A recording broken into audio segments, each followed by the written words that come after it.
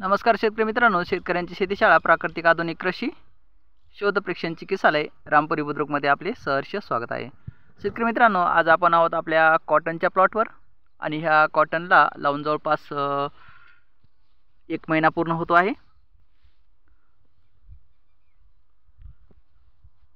आता 1.25 महिन्यामध्ये कापसाला पाते आणि फुलं लागण्याच्या अवस्थेमध्ये आपला प्लॅन्ट येईल।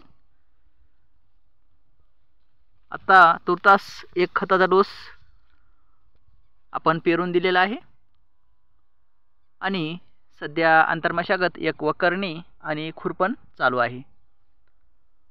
तर असं हे कापसाचं शेड्यूल आहे। मस्त प्लॉट आहे।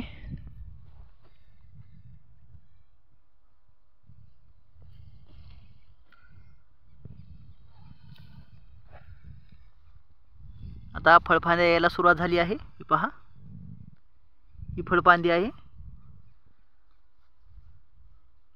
आणि इथून जी येणारी आहे ही काढायची आहे आपल्याला। वेस्ट फळफांदी म्हणतात त्याला। वेस्ट फांदी आणि फळफांदी यामधील अंतर ओळखा। पहा पात्याची ग्रीप। पातं फुलं आता 1.25 महिन्यापासून पाता आणि फूल चालू होतं।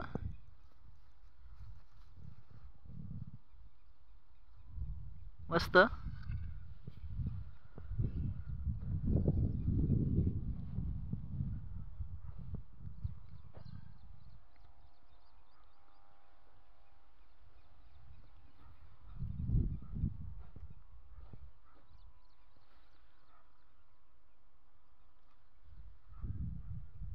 पानावर न्यूट्रिशन डेफिशियन्सी दिसते।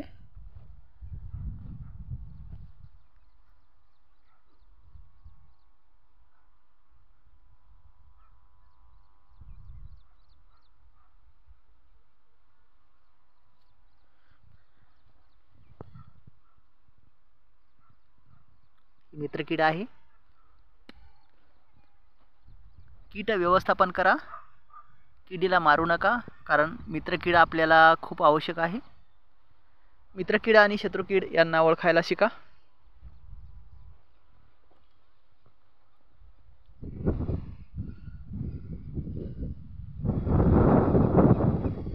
पाते फुलं लागायले तर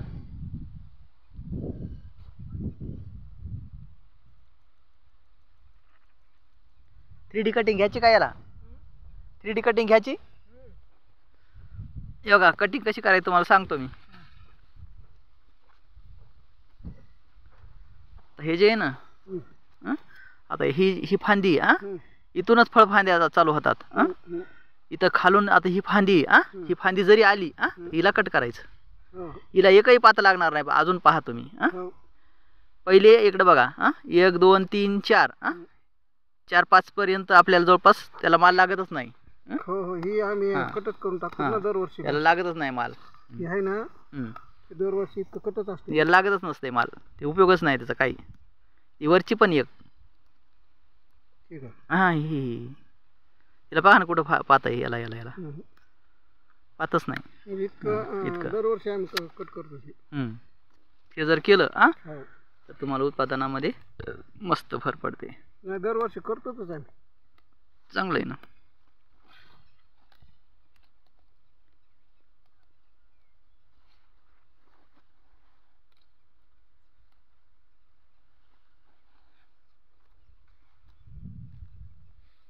थ्री कटिंगला म्हणतात। अशी जर छाटणी केली तर आपल्याला फळफांद्या चांगल्या मजबूत होतात आणि फळफांद्या मजबूत झाल्या की ऑटोमॅटिकच त्याला जास्तीत जास्त माल मिळतो। आणि हे वाढ बी कुठं खोदायची माहिती आहे का भारत साहेब? वाढ बी कुठं खोदायची। आता इतका कापूस आला इथपर्यंत, इथपर्यंत आला समजा, लय झालं कमरापर्यंत, कमरेच्या वर नाही जाऊ द्यायचं। इथपर्यंत आला की हे शेंडा मारायचा। शेंडा मारायचा मग काय होणार माहिती आहे का? ह्या जे फळफांद्या आहेत हे ऑटोमॅटिक वर जाणार, शेंड्याच्या वर जाणार। इथं शेंडा आपण कट केलेला आहे 2.5-3 फुटावर, याच्यावर जाणार फळफांद्या। आणि फळफांद्या वर गेल्या की पुन्हा मग त्या इकडं अडकू नये म्हणून काय करायचं, पुन्हा फळफांद्या एकदा कट करायच्या। फळफांदे शेंडे, मग फळफांदे शेंडे कट केले की जी ही फळफांदी आहे ह्या फळफांदीला पुन्हा त्याला ब्रँचेस फुटणार साईडला, आणि मग त्या साईडला ब्रँचेस फुटलेले त्याला माल लागणार। म्हणजे अशी 3 वेळेस छाटणी करणं आवश्यक आहे. 3 वेळेस जर छाटणी केली तर त्याचं माल बी चांगला होतो आणि ठोकर बोंड होते. जी आपलं बारीक बोंड राहते आणि शेवटला हे राहत नाही.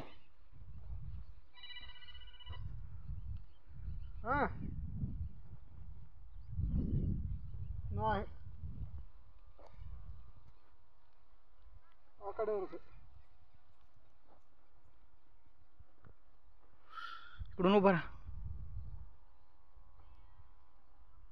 काय करायचं?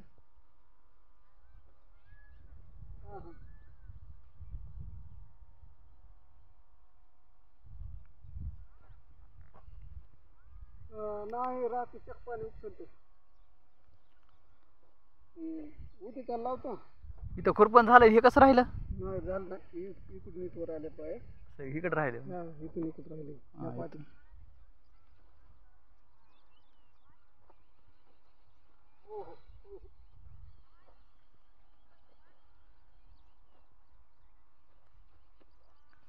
इथं 11 बसलेले आहेत ना, निवडलं रान.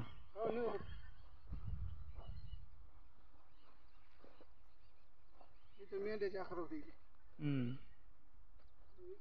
सर्वांना ढोरं बांधलेली. गोमताराचं रान तवाच निवडत आहे. लय लय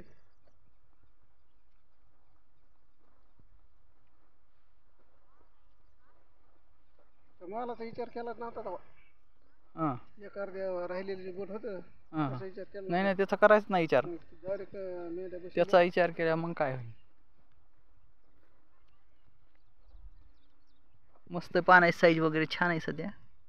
पाणी कमी पडायला नाही तर आज इथे कापूस राहिला. वाढ पाणीच पावसाचं लई सोंग झालंय ना.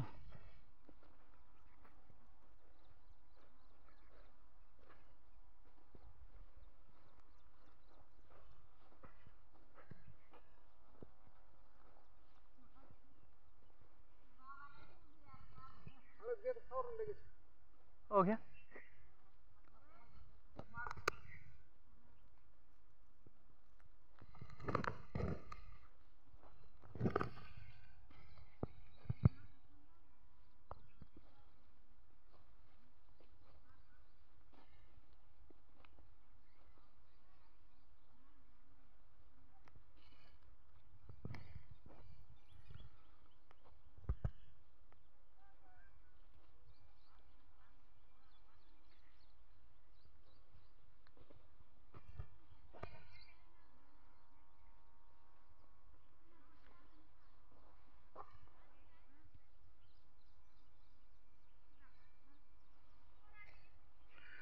मस्त जबरदस्त व्हेजिटेटिंग ग्रोथ आहे. तरी पाऊस काळ कमी आहे यावर्षी थोडा, त्यामुळे खताचं अपटेक वगैरे थोडंसं राहिलेलं आहे. पहा खत पेरेला दिसतोय. तर थँक्यू मित्रांनो, धन्यवाद. Wish you all the best. कसा वाटला प्लॉट लाईक शेअर आणि कमेंटमध्ये सांगा. जय हिंद, जय भारत, वंदे मातरम.